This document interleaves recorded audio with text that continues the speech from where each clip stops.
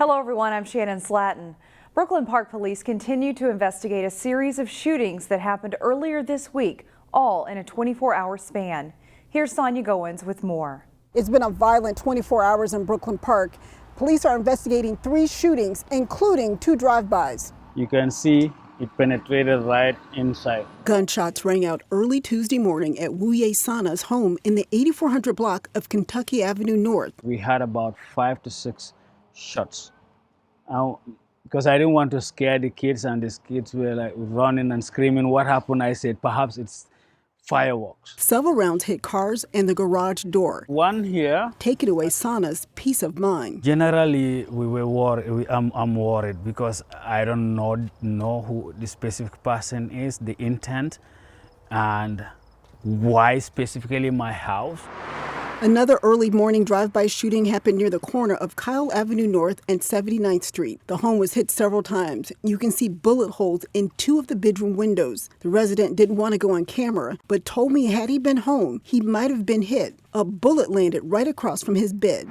Police say shots were also fired near the Brooklyn Avenue's teen shelter around midnight. They say a man was robbed at gunpoint, and when the victim tried to run away, he was shot at. There's just seemed to be an emboldened part of our community that just no longer feels that the police are legitimate and are just emboldened to commit crimes.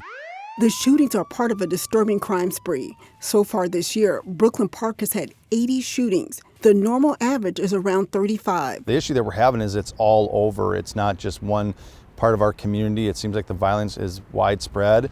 There haven't been any arrests in any of the cases. If you have any information, call Brooklyn Park Police. In Brooklyn Park, SONYA GOINS, CCX News. The Brooklyn Park City Council has approved plans to allow a mosque to move to a new location within the city. The Minnesota Muslim Center plans to move to a larger 2-story facility on 78th Avenue North. That's across the street from the Windsor Gates Apartments. The religious entity will occupy the first floor, while the second floor will continue to be leasable office space. According to Brooklyn Park City leaders, this is one of 4 mosques in the city. And now here's a look at other stories making the news this week. Hi everyone, thank you for coming to help celebrate the grand opening of the Little Free Library and Pantry of the Red Fox Cove. It doesn't take much to be kind to other people. I can feel your love and support for this project. And in this Maple Grove neighborhood, Molly BUKOSKEY wanted to create an easy way for everyone in this community to help one another. And if you're wanting to help a neighbor, please give what you can. The solution was to build a little free library and food pantry. During the pandemic, 1 in 4 don't know where their meal's coming from. So it was important to me to provide for my neighbors because sometimes people just don't look like they're struggling, but they actually are. This roadside structure has everything from food to personal care items to things that entertain kids. But if you look closely, you'll see an engraving with the name Maria Pugh. She's the woman who inspired this neighborhood resource. I wanted to dedicate it to Maria Pugh in her memory, just as something positive in the community. Instead of something negative. Maria had lived in the neighborhood for less than a year. She loved the neighborhood. She loved their house. We helped them do a lot of remodeling, and so they were kind of settled into it, or so we thought. This past April, at the age of 28, Maria died at the hands of her husband. Investigators believed the couple was having marital problems. Probably the worst nightmare you could imagine. Maria's parents came out to the official dedication on Monday. They say that since their daughter's murder, they've been able to heal their own hearts by helping others. This library and food pantry is just one such example. There are a lot of signs of domestic violence. We can all, as a community, be more aware of that and to reach out to other people.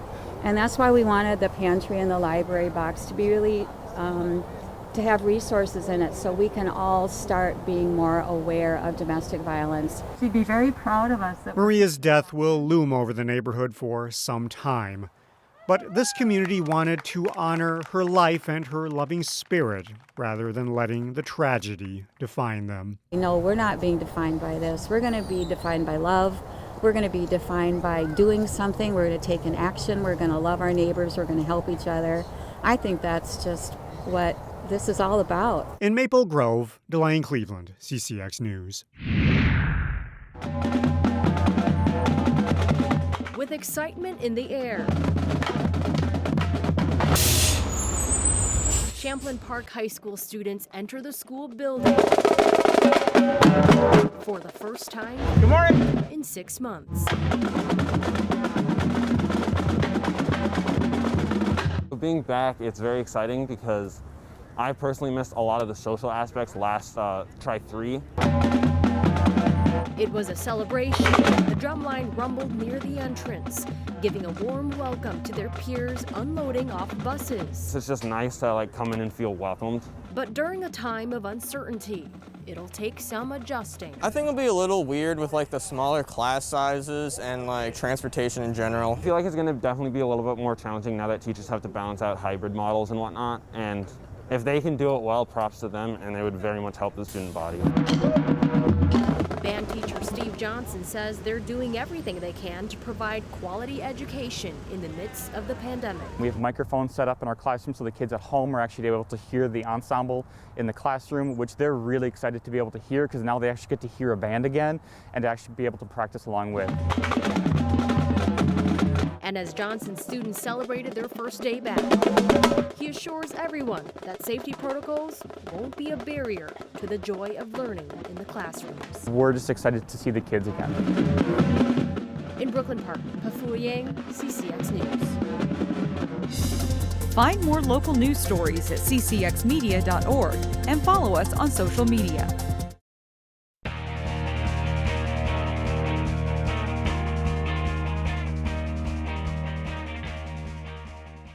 Practices started Monday for local football teams after the State High School League changed course and decided to have a shortened season this fall. Jay Wilcox has more with the Champlin Park Rebels. It's go time for Champlin Park and the other local football teams. The return to play this fall decision was well received in Rebel Land. We prepared for the spring season, and we were getting ready for that. And then when they said, we'll move it back to the fall, I was pretty excited. We get to play football sooner. We, get to go out and just have fun with the guys. I was excited for the guys. We have a great group of seniors that worked really hard. Never knew what the spring, would have for us. So them being able to play right now, we have some guys that have some opportunity to play some college football too. So they needed this season, to get recruited. So I'm just excited for these players. Despite being somewhat under the radar coming into last season, the Rebels made a run all the way to the Prep Bowl, where they lost to Wayzata in the Class 6A final. It's a brand new season, but they hope to keep that momentum going. It meant a lot. It gave us notoriety, but right now it means nothing if we don't come out this season and execute. So we're not trying to focus on what we did in the past. We're trying to focus on what we're going to do in the future. While they did graduate some great players, Champlin Park also returns a lot. Running back SHAWN SHIPMAN should be among the state's best, and Darius Givens isn't far behind. Third-year starter at center Bud Stark anchors a big and talented offensive line. 4 of the top 5 defensive backs return, including DJ Miles, Cam Hammonds, Edmund O'Cansey, and Josh Strong. The quarterback slot is up for grabs as they look to replace star Jace Miller. This could be another very good Rebel squad. Those returning guys, it'll be a great core to have, and then we have a lot of good new guys that are coming up, and so, just building that team together, building that, team chemistry, just having that good, solid, strong group, it's really excited to have that. We'll have over 40 seniors this year, and we have a lot of guys that worked, really hard since, after the state championship game last year. They wanted this. They banded together, and they've, been there even through, the pandemic. They've been working hard. It's better late than never as practices ramp up at Champlin Park as the COVID-19 shortened season begins. Jay Wilcox, CCX Sports. The regular season for high school soccer ends next week. The girls' co-op team of Maranatha Christian Academy and West Lutheran is enjoying a good season. Maranatha-West Lutheran girls soccer in red at home in an MCAA match against New Life Academy. The Mustangs' Ella Hollander gets the first big scoring chance. Her shot stopped by Sam Hansen, who gets out on the loose ball and keeps the match scoreless. Still in the first half, and Sid Johnson works free, and she skips a shot past Hansen and into the New Life net. It's a 1-0 lead for Maranatha-West Lutheran. Same score in the second half, and the Eagles' Abby Cupful with the scoring chance, but she misses a little wide, and it remains 1-0. The Mustangs are awarded a penalty kick, and Hollander drills this one into the New Life net. and it's 2-0. It stays that way throughout. Jordan Nord posts a shutout, and Maranatha Christian Academy West Lutheran is now 8-0-1 on the season with a 2-0 shutout of New Life Academy. Park Center boys soccer on the road Tuesday as the Pirates played at Armstrong. A first half scoring chance for the Pirates' Charlie Dwyer, but Falcons goalie Andres Aguado dives out to make a nice save. The match is scoreless. But not for long. Jonathan Castro's crossing pass misses Jack Halverson, but Micah Miller is there to drive the ball into the Park Center net, and Armstrong takes a 1-0 lead into halftime. The Pirates are awarded a penalty kick in the second half, and Moses Kawala takes advantage as he scores. Park Center ties the score at 1, and this match ends in a 1-1 draw. For more sports and news stories like this from the Northwest suburbs, please visit our website at ccxmedia.org. That's all for sports. I'm John Jacobson. Find more prep sports games and highlights at ccxmedia.org and follow us on social media.